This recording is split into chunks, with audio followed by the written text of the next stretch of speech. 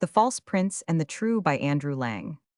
The king had just awakened from his midday sleep, for it was summer, and everyone rose early and rested from 12 to 3, as they do in hot countries. He had dressed himself in cool white clothes and was passing through the hall on his way to the council chamber, when a number of young nobles suddenly appeared before him, and one amongst them stepped forward and spoke.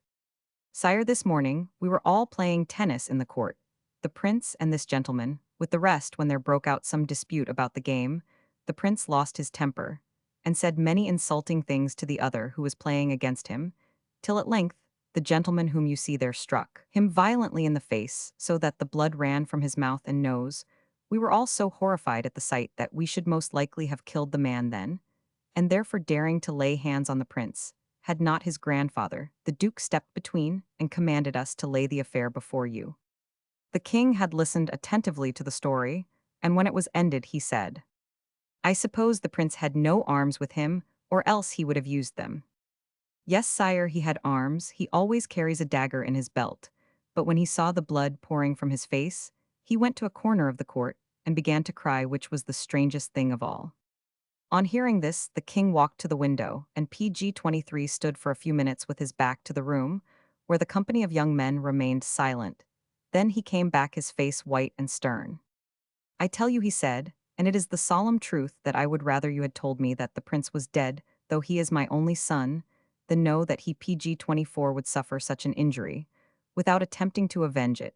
As for the gentleman who struck him, he will be brought before my judges, and will plead his own cause, but I hardly think he can escape death, after having assaulted the heir to the crown.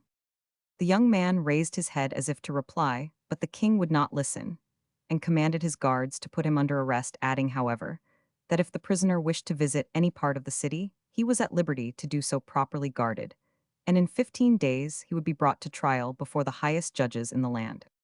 The young man left the king's presence surrounded by soldiers, and accompanied by many of his friends, for he was a great favorite by their advice. He spent the 14 days that remained to him going about to seek counsel from wise men of all sorts as to how he might escape death, but no one could help him, for none could find any excuse for the blow he had given to the prince. The 14th night had come, and in despair the prisoner went out to take his last walk through the city. He wandered on, hardly knowing where he went, and his face was so white and desperate that none of his companions dared speak to him. The sad little procession had passed some hours in this manner, when near the gate of a monastery an old woman appeared round a corner, and suddenly stood before the young man. She was bent almost double, and was so wizened and wrinkled that she looked at least 90, only her eyes were bright and quick as those of a girl. Sir, she said, I know all that has happened to you, and how you are seeking if in any wise you can save your life. But there is none that can answer that question save only I myself, if you will promise to do all I ask. PG-25, at her words, the prisoner felt as if a load had all at once been rolled off him. Oh, save me, and I will do anything, he cried. It is so hard to leave the world and go out into the darkness. You will not need to do that, answered the old woman. You have only got to marry me, and you will soon be free. Marry you, exclaimed he, but I am not yet 20, and Yowie, you must be 100 at least. Oh no, it is quite impossible. He spoke without thinking, but the flash of anger which darted from her eyes made him feel uncomfortable. However, all she said was, As you like, since you reject me, let the crows have you, and hurried away down the street.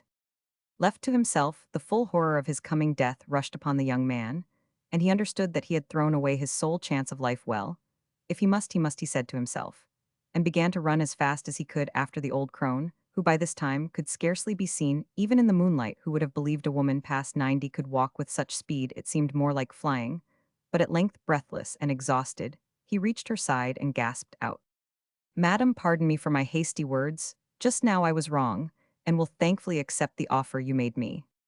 I thought you would come to your senses, answered she in rather an odd voice. We have no time to lose. Follow me at once. And they went on silently and swiftly, till they stopped at the door of a small house, in which the priest lived. Before him, the old woman bade the prisoner swear that she should be his wife, and this he did in the presence of witnesses, then begging the priest and the guards to leave them PG-26 alone, for a little she told the young man what he was to do, when the next morning he was brought before the king and the judges.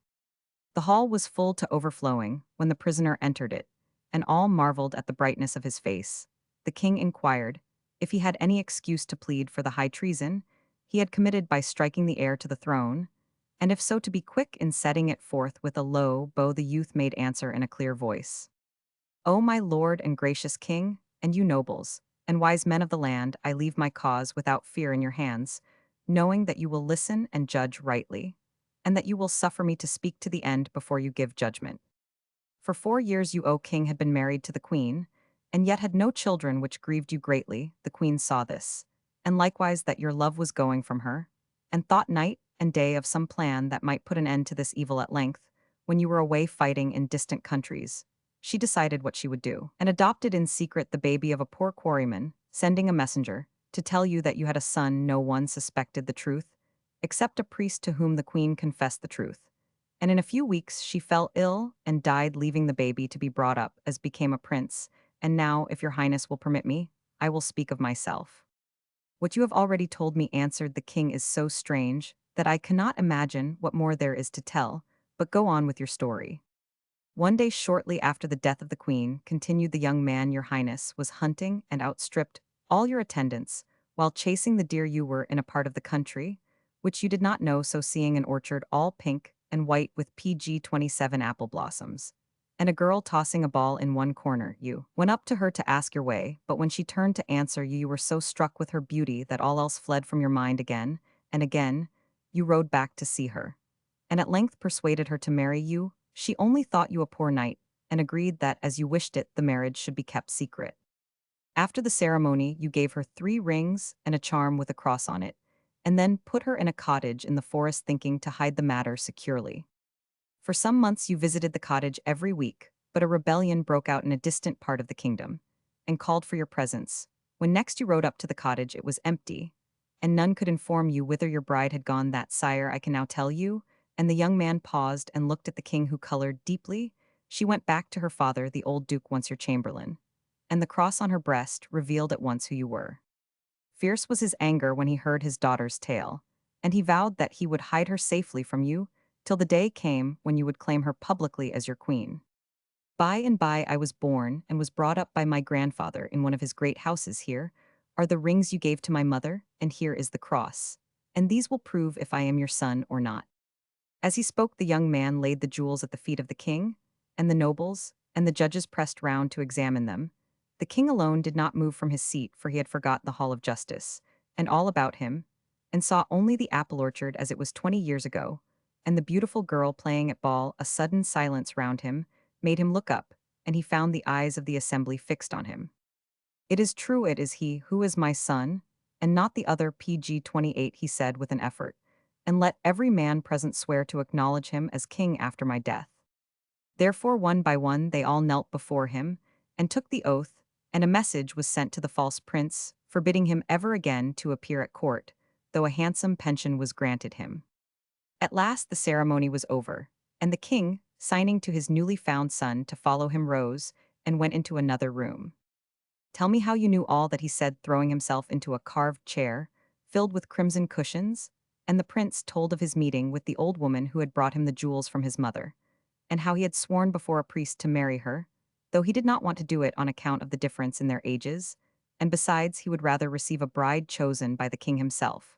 But the king frowned and answered sharply.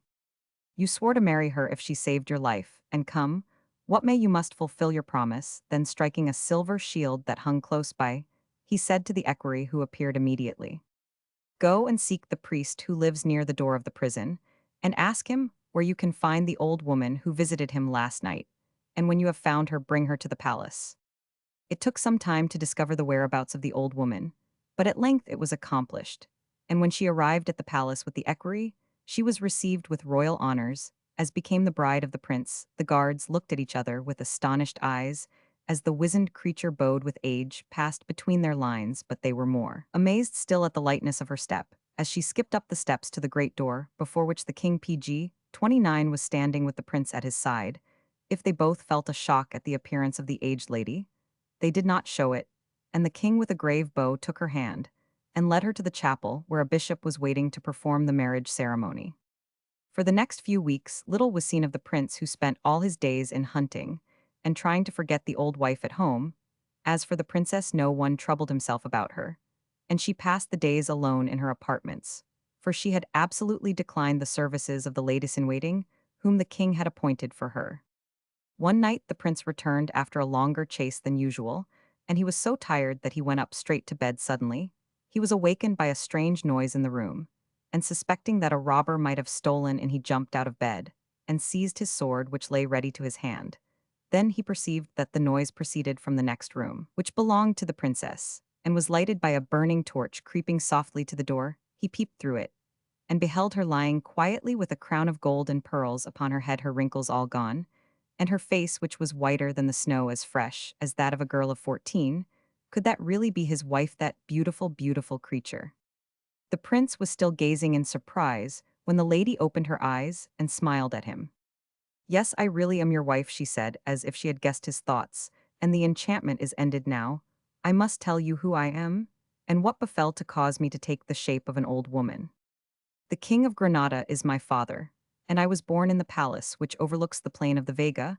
I was only a few months old when a wicked fairy who had a spite against my parents cast a spell over me, PG 30, bending my back and wrinkling my skin till I looked as if I was 100 years old, and making me such an object of disgust to everyone that at length the king ordered my nurse to take me away from the palace. She was the only person who cared about me, and we lived together in the city on a small pension allowed me by the king. When I was about 3, an old man arrived at our house, and begged my nurse to let him come in and rest, as he could walk no longer. She saw that he was very ill, so put him to bed, and took such care of him that by and by he was as strong as ever. In gratitude for her goodness to him, he told her that he was a wizard, and could give her anything she chose to ask for except life or death. So she answered that what she longed for most in the world was that my wrinkled skin should disappear, and that I should regain the beauty with which I was born to this. He replied that as my misfortune resulted from a spell, this was rather difficult, but he would do his best, and at any rate he could promise that before my 15th birthday I should be freed from the enchantment, if I could get a man who would swear to marry me as I was. As you may suppose, this was not easy, as my ugliness was such that no one would look at me a second time. My nurse and I were almost in despair, as my 15th birthday was drawing near, and I had never so much as spoken to a man. At last, we received a visit from the wizard, who told us what had happened at court, and your story, bidding me to put myself in your way when you had lost all hope, and offer to save you if you would consent to marry me. That is my history, and now you must beg the king to send messengers at once to Granada to inform my father of our marriage. And I think she added with a smile that he will not refuse us his blessing." Adapted from the Portuguese. PG 31.